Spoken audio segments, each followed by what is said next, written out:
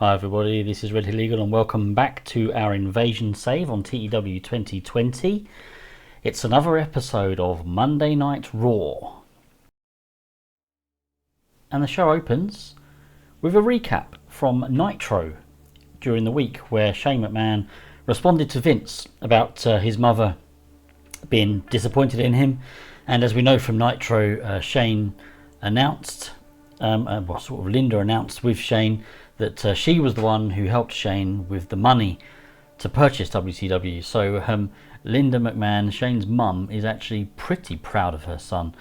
And that obviously will likely annoy Vince McMahon. Or will it? Rating of 58 there. And the show opens properly with Vince coming down to the ring, and he's going to respond now to what Shane has said. And he just gives a bit of a promo about the years of his time in the industry and how he built the World Wrestling Federation. And then he says, I've crushed the WCW once before, and by God, I'll do it again. And you know what? This time, I'm going to enjoy it that little bit better, because with the company, the assets, the name, whatever, with all that comes crushing my traitor of a son and my awful wife. It's an overall rating of 63. In-ring action kicks off with the APA taking on X Factor, just to get both teams on the show really.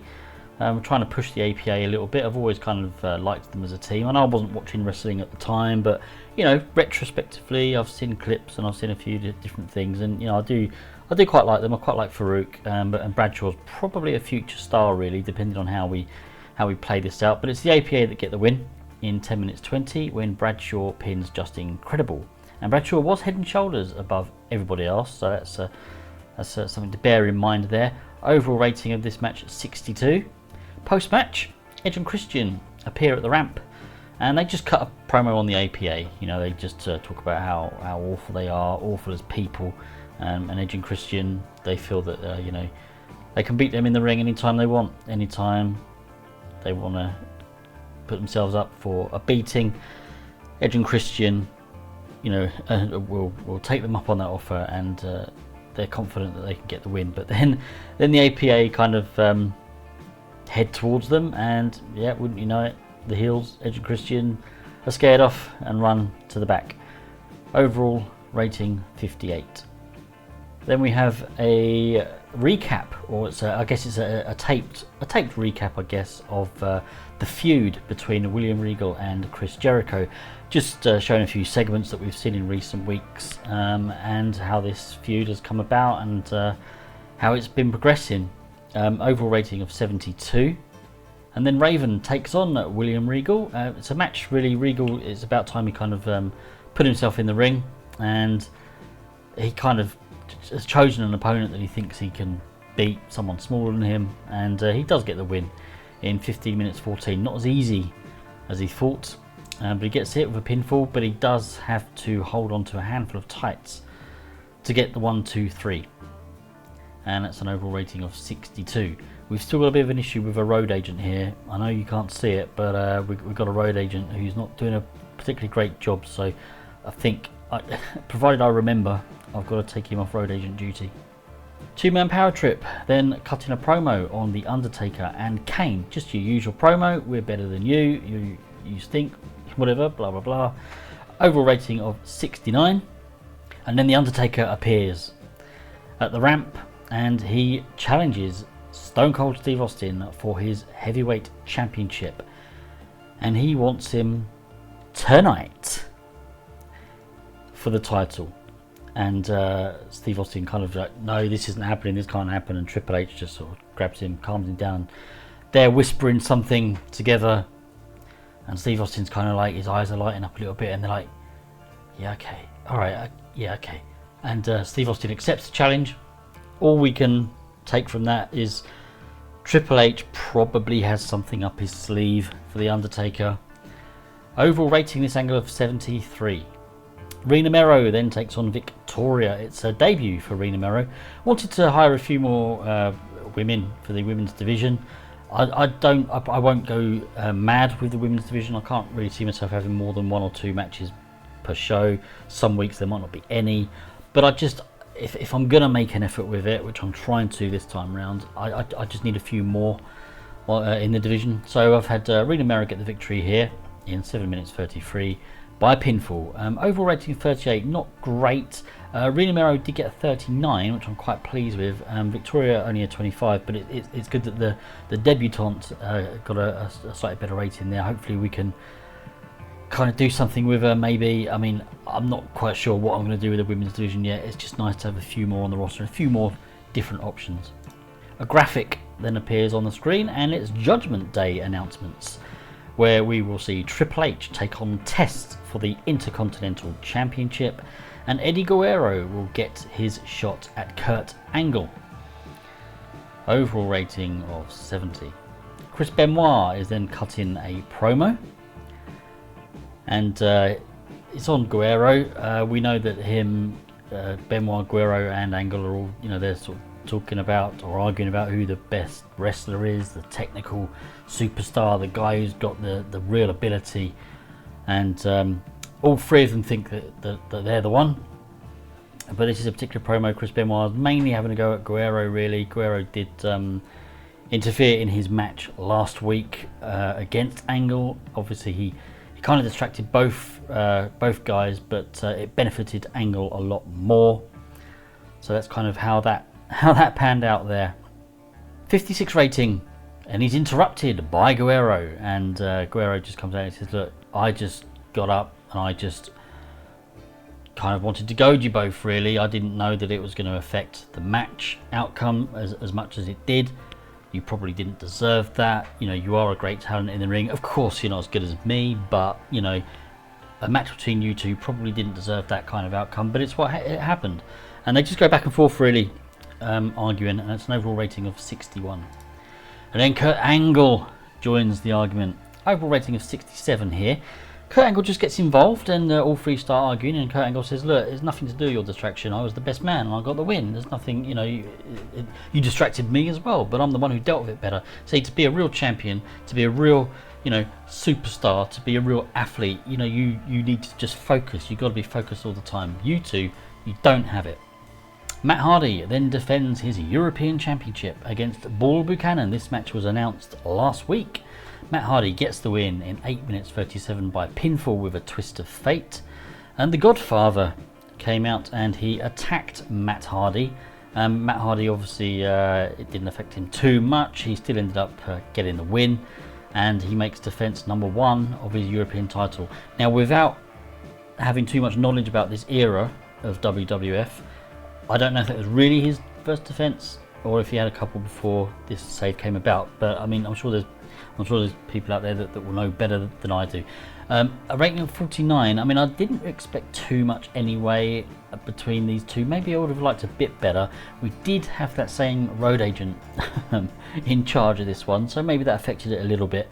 I can't see it would have affected it too drastically, but yeah, 49, I've got to live with that. Post-match then, we've got the right to censor beating down Matt Hardy, because the Godfather was there with Bull Buchanan, and after the match they beat Matt down, and Jeff Hardy, of course, he comes out and he makes the save for his partner, and well, right to censor just retreat and head to the back. Rating of 48, sane road agent, please, I have to remember to take him off. We then have an angle with Chris Jericho, and Chris Jericho just says, oh, I see you actually had a match tonight. You're scared of fighting me. You won't fight me, but you'll take on all these other guys, people that you feel you have, you're confident to beat. Even though, by the looks of footage I've seen, you actually did have to cheat to get that victory against Raven. But hey, if you got to do that, then I'd like to see how you'd get on against me if you can't even beat, other smaller guys than you without cheating. So a rating of 71, that's much better from what we got from Chris Jericho there. That's good. We then have Team Wreck, Edge, Christian and Rhino taking on Billy Gunn and Kai En-Tai. I hope I've pronounced that right again. This match was also announced last week. It's just to again get these guys on the roster, really.